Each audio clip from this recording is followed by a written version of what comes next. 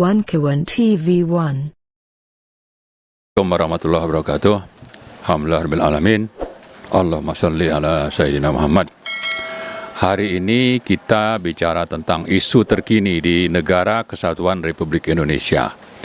Bahwa yang top isu bagi para aktivis, para pecinta kebenaran dan keadilan itu tetap saja masih seputar PIK, Pantai Indah Kapuk 2, yang pemiliknya itu adalah PANI, ya. PANI yang di belakangnya di rootnya itu adalah Aguan, dan ada juga sahamnya Salim di situ. Nah, kenapa ini jadi isu utama? Karena memang kita setelah sekian lama dan banyak yang mengadvokasi tentang berbagai pelanggaran hukum, kejahatan kemanusiaan yang terjadi di PIK 2 itu, ternyata tanggapan yang muncul dari pemerintah itu hanya dari 3 menteri dan terkesan itu tidak terlalu menyentuh masalah. Kenapa seperti itu? Karena kita sudah mengikuti dan mendengar bagaimana banyaknya pelanggaran tentang masalah PIK 2 ini sejak bulan Mei, bulan Juni misalnya. Tapi reaksi pemerintah itu ya baru sekarang-sekarang ini gitu. Ya kita maklum lah, mungkin waktu Jokowi ya memang proyeknya dia ya, oligarki Jokowi dan Aguan. Tapi dari sisi Prabowo sendiri itu tidak secara gamblang menyatakan sikapnya, tapi memerintahkan 3 menterinya untuk bersuara.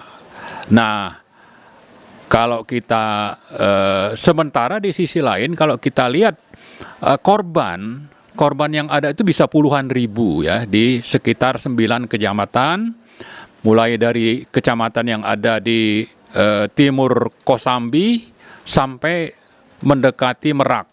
Ada namanya Tanara kalau tidak salah. Sebelum Tanara itu ada Kemiri. Kemiri itu masih di Tangerang. Jadi korban itu sudah begitu banyak yang menderita, ada yang mati. Tapi yang bersuara dari pemerintahan Prabowo itu hanya 3 menteri, dan Prabowo-nya sendiri belum kita dengar bersuara. Bahwa dalam pidato pelantikan, Prabowo menyatakan akan melawan adanya praktik negara dalam negara. Tapi bicara tentang PIK, kelihatannya dia masih minta menterinya, dan menterinya juga tidak ada yang menyinggung tentang kesengsaraan rakyat yang sudah ditindas, dizolimi itu gitu. Misalnya kalau Marwarar bilang kalau nanti ada real estate atau pengembang yang membangun perumahan, maka itu harus jelas ada program untuk rumah high level, menengah, dan tingkat rendah. Seperti itu. Lalu kalau Mendes bilang antara lain supaya aparat desa itu jangan cawe-cawe, artinya cawe-cawe itu untuk kepentingan pengembang, lalu tidak melindungi rakyat misalnya. Lalu kalau yang lebih progresif mungkin adalah Nusron. Nusron bilang ini ada pelanggaran-pelanggaran. Saya mencatat dalam tulisan saya itu yang diungkap oleh Nusron itu misalnya adalah pelanggaran-pelanggaran terkait dengan tata ruang ya, lalu RT RW, dan ini kaitannya dengan perda-perda yang ada di Banten atau di Kabupaten Tangerang. Lalu ada rekomendasi yang diterbitkan oleh Menteri ATR BPN. Nah, tapi kalau kembali tadi ke isu tentang kejahatan yang dilakukan oleh PANI, Aguan, itu belum ada 1 menteri pun. Padahal tadi saya sebutkan korban sudah puluhan ribu. Orang kehilangan tempat tinggal, orang dipaksa menjual tanah dengan harga super murah.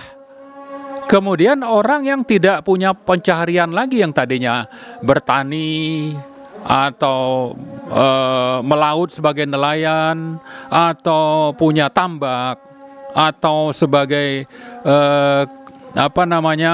pekerja lepas, itu hilang mata pekerjaannya karena terusir dan dapat uang itu hanya dihargai tanahnya itu 50.000 per meter.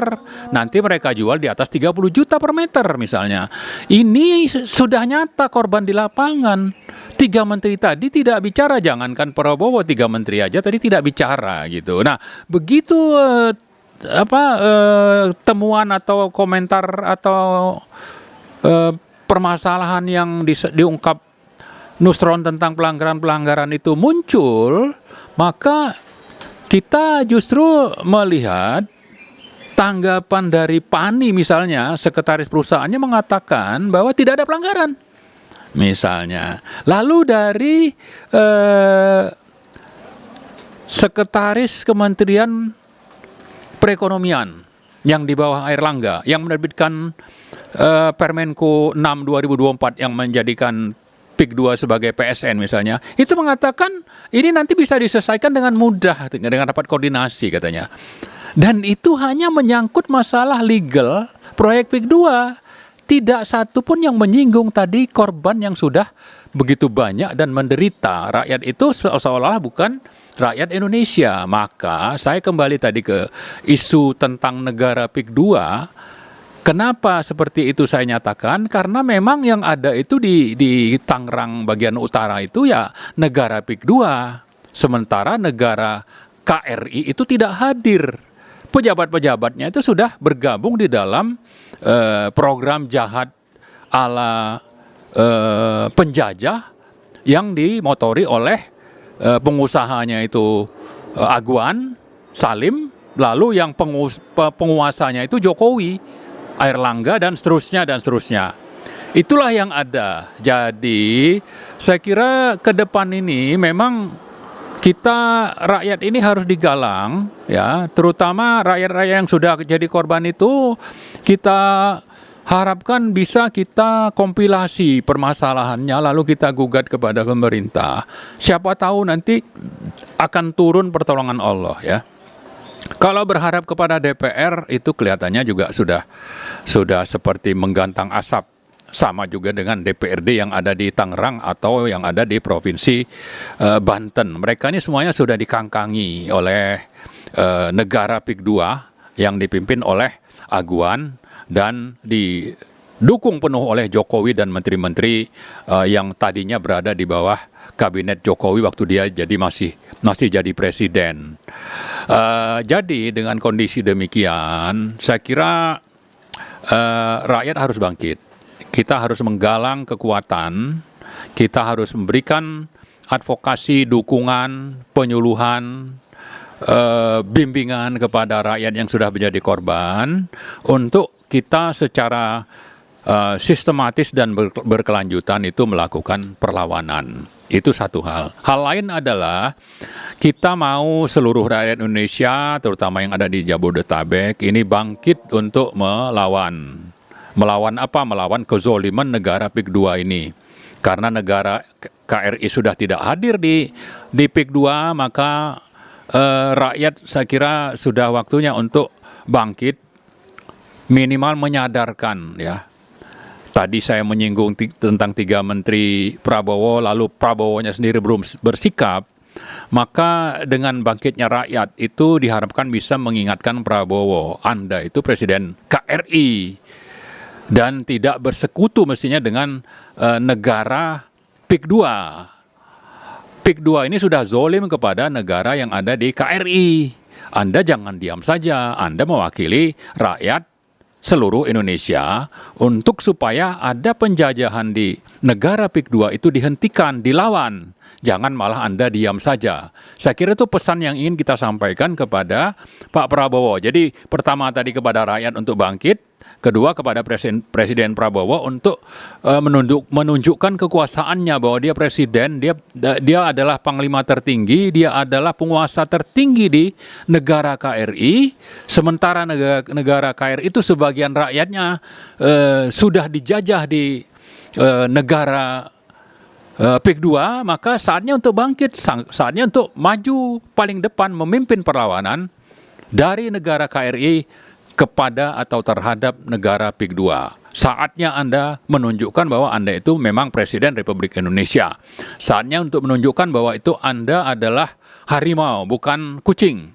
Untuk bagaimana bisa sama-sama bersama rakyat melawan kezoliman yang dilakukan oleh penjajah negara PIK 2. Yang di belakangnya itu jelas adalah pengusaha oligarki yang hanya berorientasi kepada untung besar sambil berupaya untuk tetap dekat dengan lingkungan kekuasaan, tapi untuk dua tujuan ini menghalalkan segala cara, menguasai seluruh lini mulai dari lurah sampai ke tingkat presiden, dan juga sangat berpengaruh untuk membuat undang-undang atau kebijakan atau peraturan yang bisa mendukung suksesnya proyek PIK 2 atau proyek-proyek lain.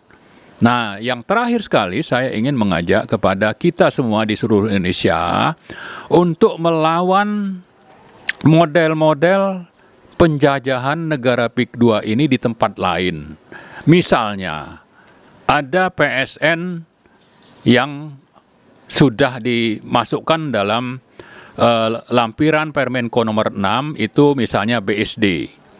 Ada proyek di Surabaya namanya Surabaya Frontline atau Front City. Ini di pinggir pantai juga ini. Ini juga sama PSN, tapi pemiliknya misalnya itu adalah pemilik kopi kapal api dan investor Cina. Dapat status PSN. Nah, salah satu yang menjadi masalah bagi rakyat tentang PSN ini adalah dengan mendapat status PSN itu seolah-olah mereka menjadi alat untuk berlindung sekaligus mengerahkan kekuatan negara menghadapi rakyat. Dalam rangka apa? Dalam rangka tadi mendapatkan rente besar dan tetap mencengkram kekuasaan. Dan itu jelas melanggar Pancasila, sekian banyak undang-undang, dan saya kira yang paling penting adalah sekitar 6 dari 10 hak rakyat Indonesia, kalau itu kaitannya dengan HAM, itu dilanggar.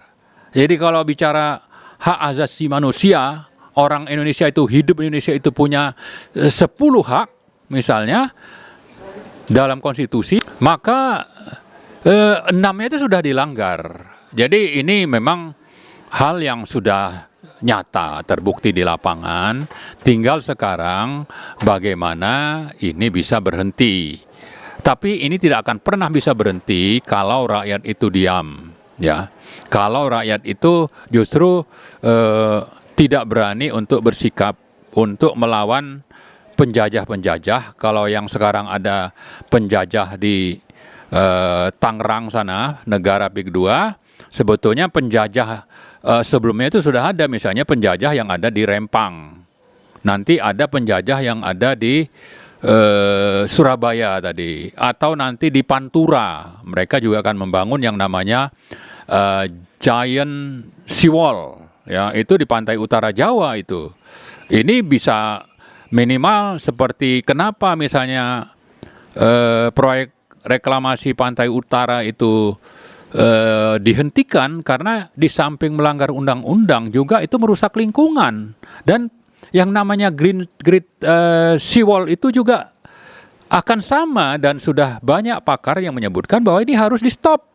Ternyata ini menjadi salah satu proyek strategis nasionalnya Prabowo misalnya. Nah, ini juga harus sesuatu yang kita akan advokasi dan kita akan lawan. Tapi minimal tadi, mari kita rakyat Indonesia bangkit melawan penjajahan dari rezim yang sudah berlaku sebagai VOC ini, agar ini bisa dihentikan. Kalau tidak, kalau ini dibiarkan, maka tunggulah waktunya bahwa ini akan datang juga ke tempat-tempat Anda. Dan cengkraman oligarki itu akan semakin kuat, termasuk Pak Prabowo pun mungkin tidak bisa melawan.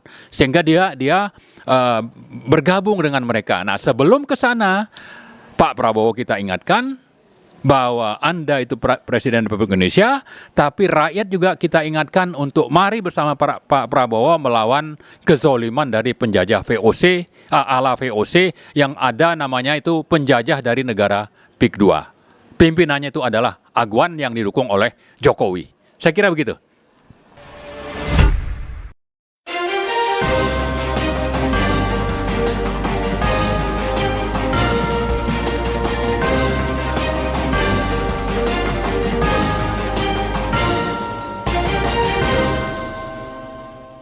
One Kewan TV 1.